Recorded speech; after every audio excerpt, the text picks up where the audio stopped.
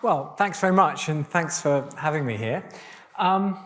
Okay, so there's so much to talk about this incredibly interesting area, and everyone's asking, so what's going on and what does sustainability look like? And everyone's asking that question in different ways. So lots to try and get through in 20 minutes. I hope it's not too much of a whirlwind. I've already been introduced, so I won't say any more about this, but just the same, in working in practically every industry asking this question, what is sustainability looking like? And it's probably never more interested than in the world of ICT right now. I'm going to start with a very big picture context for everything. I think we'll start with a few minutes of context of why do we need to bother about sustainability and what does it look like in 2026. So there's a graph of global energy use by humans, and it's going up and up and up and up. And it has taken us to a new context for humanity to be in. And in particular, we're at a very critical moment right now. And I'm going to use a big word, the Anthropocene. We've arrived in this thing called the Anthropocene, by which all I mean is it's the era in which humans are the biggest thing affecting the whole ecosystem. We're the biggest thing by far affecting the ecosystem. And we now need to conduct ourselves in a way that will enable us to thrive despite the fact that the world is so fragile compared to everything we can do to it. And if we go and have an experiment and make a mess or do something just because it's fun and exciting, the chances are that the mess we'll make will be one that the world can't put itself back together again from. And we've had a few decades in this Anthropocene, but we're now at a point at which, unless we can make that transition to an Anthropocene fit way of carrying ourselves, we're going to find ourselves in enormous trouble over it. So that's the context in which we're asking, what does sustainable ICT and digital look like? So that's my little sketch. We've transitioned from little people on a big planet to big people on a little planet. And another way of looking at this is to say that we're fantastic at energy and technology. We're really good at inventing it and creating more of it. But as we create more of it, we need increasing wisdom and care to go with it. And we're out of kilter at the moment. So we're a little bit like, as a species, we're a bit like kids running around the playground with machine guns. We don't quite know how to take care of the stuff we've got power over. To be optimistic, if we get this right, we can all imagine a better world in all kinds of different ways, but there is so much opportunity to do better. It's kind of frustrating we're not so far managing it, but we can do it. We just need to reframe how we think about the challenge a bit. I'm going to now say a few difficult things about the situation we're in. And I'm going to say it because, in the words of James Baldwin, not everything that is faced can be changed, but nothing can be changed until it is faced. And unless we stare in the face the situation that we're heading towards at the moment, we won't be able to avoid it. And I think that actually, a lot of what I'm going to say now, I think my guess is that people in this room actually know deep down that this is the context we're in. So we know, because we've had decades of crystal clear science on this, that climate change is a huge deal and we need to deal with it at the global level. And as a result, in response to that crystal clear science, we've now had 30 climate COPs to try and make that response. Let's have a look at how effective they've been. So there's a graph of global emissions from fossil fuel use, going back to 1960, and I've drawn a marker for 1995 when we had the first one of those climate COPs. And the height of that black line represents the rate at which we're making the climate worse through our use of fossil fuel. So if you were on planet Earth on planet Mars, looking down at the Earth, asking how are those humans doing, getting on with their climate response, you'd say, you could be forgiven for saying they haven't noticed it yet. So I'm not saying this to be depressing, but I am saying getting our heads around this stuff tells us a lot about how we need to approach the problem. Why haven't we got anywhere? There's lots of ways of understanding it. We can understand the dynamics of energy and growth, and I'll talk about that a little bit. But another way of understanding it is to say that the process has been corrupted by very cynical, very dishonest action from well-funded fossil fuel lobbyists who've been corrupting those COPs right from word go, and they're in all sorts of other industries as well doing nefarious things. But at the last COP, there were 1,600 lobbyists, and they managed to succeed in taking the words fossil fuel out of the final text. It couldn't be more ridiculous. Those are the two most important words to have in the final text. So, okay. I just want to talk quickly about this national emergency briefing, which you may not have heard about because it didn't have much impact in the media for reasons that I could talk about. But we held this briefing in Central Hall, just around the corner from here. We got 1,000 of the most influential people we could get together in the room, about 85 MPs, about as many peers, celebrities, business leaders, faith leaders, the most influential 1,000 people we could scrape together. And we put them in front of 9 of the UK's or even some of the world's top experts to have a look at the climate and nature emergency. And we gave them 9 briefings. So, for example, Kevin Anderson talked about climate, then Tim Lenton talked about climate tipping points, Hayley Fowler talked about extreme weather events, Natalie Seddon talked about nature. And one of the themes of the room was of the event was that everything is connected to everything else. These aren't separate elements of the challenge. Another theme was this is not just a climate change, isn't it this horrible thing for people in other parts of the world. This is affecting us here and now. We heard about extreme weather events that are affecting the UK, and we're absolutely not ready for it, and we're in danger of our national infrastructure catastrophically failing in a way that could take years to bring back. And while we're putting it back together again, we could have another such extreme weather event to take us back to square one again. Then we heard from Paul Behrens about food insecurity in this country resulting from climate, and the crystal clear evidence from science that the single best thing to do if you want a resilient, healthy food system that's good for nature and climate as well is to change the ratio of plant-based food to animal-based food, radically increasing the amount of plant-based material. Then we heard from Hugh Montgomery on health, saying, well, he, for example, led the response to the 7/11 London bombings. He said, I know what an emergency looks like. We're absolutely in one on climate and nature. It's just that I also know what an emergency response looks like, and we're not doing it. And people expected him to talk about the health risks from heat stroke and stuff, and he didn't. He said, the real health risk is that when the economy breaks down, because we haven't responded properly to this agenda, we won't have a health service, and then people will be dying of everything you can think of. And then we heard from Lieutenant General Richard Nugee, former head of the British Army, saying about the national security threat to the UK right here and now from the climate and nature crisis, coming at us from all sorts of systemic directions, from things going on elsewhere in the world that are going to end up impacting on the stability of the world, and absolutely here and now in a very big way on UK security. So some pretty difficult messages, but also some messages from economics and about energy transition, about how this is entirely possible to respond to, and actually it's an opportunity. And another running thread going through this briefing was that misinformation is the reason why we're not responding to it. Misinformation and disinformation. It was interesting. I chaired it, and I asked everybody at the end, put up your hand if you think the situation is about as serious as you've heard, if you think it's been fundamentally exaggerated a bit, or if you think it's worse than you've heard.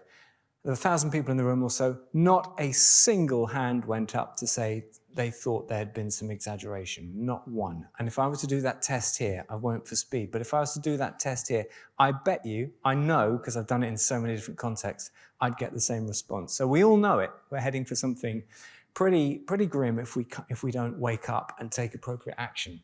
So what does this mean for digital tech? So here we are. This is accelerating into this polycrisis of things.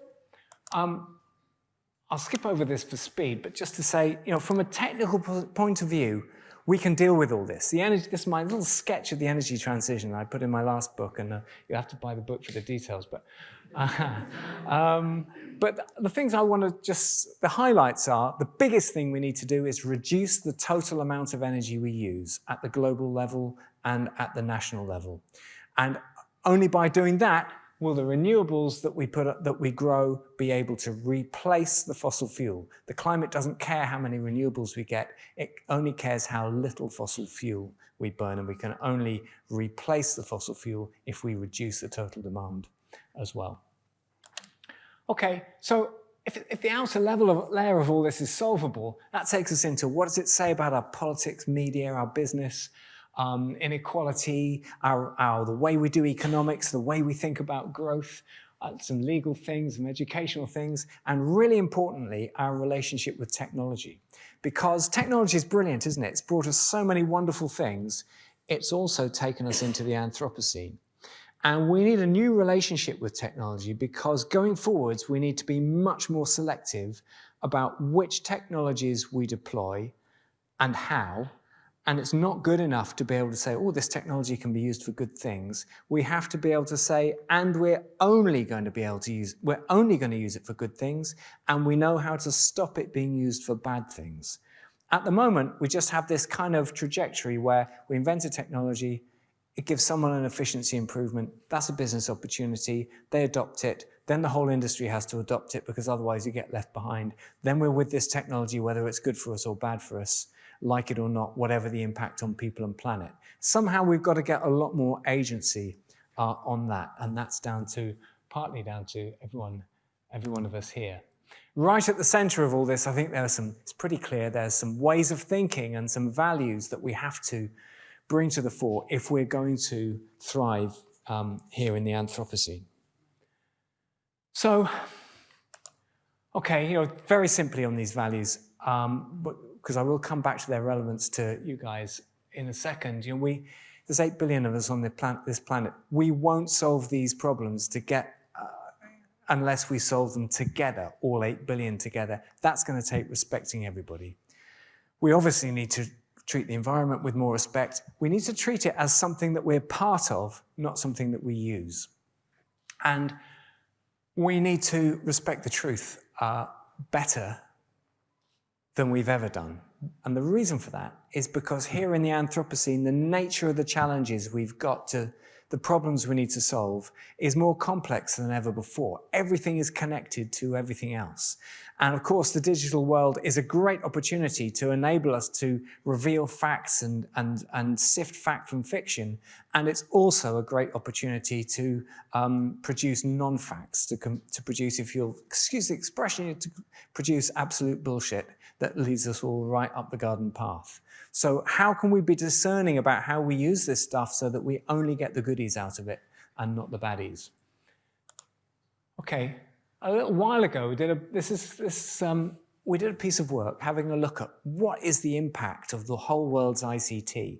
We looked at all the academics in the world who are studying this, and we compared and contrasted them when we interviewed them all, and we asked them what they thought of each other's work and what they thought of the criticisms of their own work. And it came out that the whole world's ICT, if you include a very wide boundary like TVs and even radios were in the mix, everything that you could call ICT. And it turned out to be about 4% of the world's carbon footprint, with data centers about 10% of that. And there were various theories about where that was going. So when you ask what does sustainable digital look like, various theories. Some people were saying, well, the impact's going down because it's getting so much more efficient so quickly. So that's great. We'll use it more in green there. So the impact will go down because the efficiency gains will make it smaller. Some people were saying, actually, those efficiencies will come to an end because things like Moore's law will break down when things get smaller and smaller. And a few people were saying, actually, ICT is going to grow and its impacts are going to grow. That's the bit in red. And what we were saying, and what other people were saying, and what's absolutely happening, and we can prove it now in the years that have gone on since, is that efficiency gains actually lead to rising impacts of ICT. Why is that? It's because the more efficient it gets, we find that we do more of it at a faster pace. It stimulates growth of its usage more than is justified by the efficiency use. And that's why the carbon footprint of ICT has grown steadily over the last, over the last few decades, since 1950 or whatever, when it started, and is now growing perhaps faster than ever. So that's absolutely what's happening. The Jevons paradox. The more efficient it gets, the more we do of it. That's what's going on. But you might say that doesn't matter. Maybe it doesn't matter, because ICT enables the rest of the world to become more efficient, and therefore it brings down our impacts in the global economy, and it's good for sustainability. So two theories about this that were going on at the time. One is ICT brings about efficiency in the world and thereby enables sustainability, and the other is ICT brings about efficiency in the world, but the Jevons paradox means as a result, humans just do more and more of everything you can think of, and our impacts go up. Well, which one is happening at the moment? That one is happening at the moment. That's the current default trajectory. Is that the way that it needs to be? Absolutely not. Why not? Because if you want the green one, you just have to have much more targeted use. If you're using ICT, if you're using digital stuff for good purposes that are good for people and planet, that's worth it. A lot of the applications just aren't. And the other thing, which I won't talk about so much, is that we need to constrain the fossil fuel, constrain the growth in environmental impacts very specifically. So, my quick tour of thoughts on making digital sustainable. So the first thing is it needs joined up thinking. Everything is connected to everything else. And if you're looking at the impact of what you're doing, you've got to think about it in a very joined up systemic way. Use your right brain. Next up, as I've said, we need this discerning relationship with tech, only using it for good applications. So with those two things in mind, ask yourself very, very carefully, is the application that I'm using it for fundamentally good for people and planet? And ask that in a very wide-boundaried, systemic way, carefully. And if it is, then ask yourself the question, can we also stop bad applications of it? For example, all the social media can be used for so many great things, but we haven't worked out how to stop the bad things. And if you can answer all those things well, then it's a question of maximizing the bang for buck out of the way that you're delivering it. How do you do that? Well, first up, assessing the impacts. Now, I do a lot of this at Small World, have done for 20 years. How About a Banana was all about this kind of thing. And I'm still very engaged in that, in fact, possibly more than ever now. So a few things about assessing impacts in ICT, which it's never more tricky. It's probably the trickiest industry I know of. So first of all, you've got to assess both the goods and the bads. You've got to assess the direct impacts and the indirect impacts and the really indirect impacts, including all the rebound effects. And that's a pretty difficult thing to do. And when you're doing that assessment, for example, on carbon, I'm going to introduce this concept of system completeness. If you're following a supply chain, trying to find out what the impacts in the supply chain are, you have to follow those supply chains all the way to infinity. Because, especially in ICT, the total impact of something embedded in a supply chain is so diffuse. It goes back to the suppliers, the suppliers' suppliers, the suppliers' suppliers' suppliers. So if you're doing things like, I've seen analyses where there are spend-based emissions factors brought together with LCA-based emissions factors and just higgledy-piggledy, some sort of pick and mix of these things, you end up with such an inconsistent system boundary that you actually can't tell anything meaningful from the results. I could talk a lot more about this in the break if anybody wants me to. 5 principles of carbon analysis that we're pushing at Small World, and we're trying to get a thing called Carbon Commons going to do this at the global level. System completeness is the most critical of those. Transparency, independence, accessibility. I could talk more about this, but there are some fundamental principles. Go and look up Carbon Commons if you want to get more on that. I'll skip over that for speed. Next up, once you've done your assessment, the question of sufficiency. We're doing research at Lancaster looking at when is a digital piece of infrastructure sufficient. So, for example, there's a Joules model that we're looking at that takes 3 months to spin up on a high-performance cluster. It does this fantastic, sophisticated environmental modeling.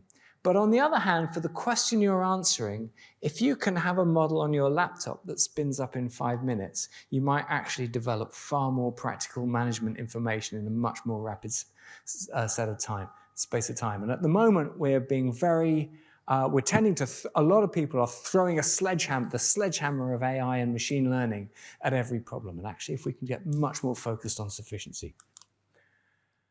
And then my final point I want to make is the question, does your supply chain share your values? I think this is a really critical point. I've put up 3 values earlier, and I think there are some potential suppliers in the ICT space that don't share those values. And it's pretty clear cut they don't share those values. And you can do an analysis of what's going on in your supply chain in terms of values in a similar sort of way that you can do an analysis of where the carbon is in your values. So ask yourself very, very carefully, are you working with bad actors that don't want the best thing for people and planet, or don't care about the best thing for people and planet? And if you are, I would just put it to you that I know this is challenging, but that's a really, really important question to answer, and it's important for some government contracts right now. Okay, that's my whistle-stop tour of thoughts. I just want to leave you, final thing is to say, we really are at a critical moment. It is a race between tipping points. When Tim Lenton talked at the emergency briefing about climate tipping points, I mean, serious risk of crossing them any minute in a way that we could never come back from. Or can we have that social tipping point at which we all wake up, and digital infrastructure absolutely serves to be part of that. And we've all got a part to play in that. And I think it takes some courage and some bravery. Things are going to get very uncomfortable for us if we can't have a positive social tipping point in time.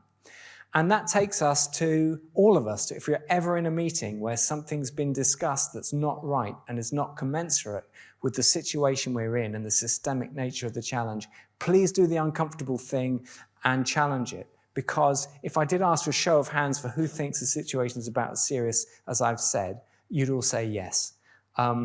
Should we do it?